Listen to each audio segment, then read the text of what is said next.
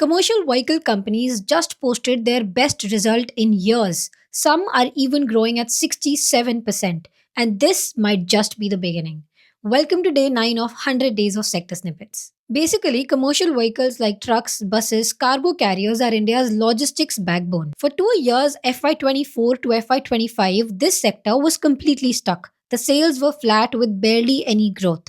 Why? First, inflation in the country was at its peak. Interest rates had shot up and borrowing became expensive. Fleet operators, the people running these vehicles for transport, could not afford upgrades. Second, infrastructure spending froze during the election season. Mining activity dropped and freight demand went nowhere. So, what did the transporters do? They kept running their old vehicle. The average commercial vehicle on Indian roads today is 10 years old. Normally, they are replaced every 8 years, but transporters were deferring replacement month after month.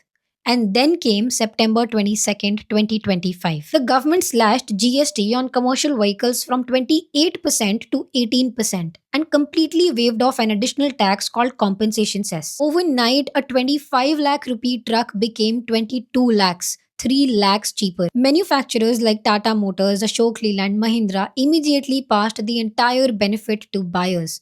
After 2 dead years, they wanted volume, not margin. And the timing was brilliant. This happened just before India's festival months when transport demand naturally spikes. Transporters suddenly had cheaper vehicles, lower interest rates, and a surging freight demand all at once. December 2025 numbers prove it worked. SML Mahindra posted a 67% year on year sales growth.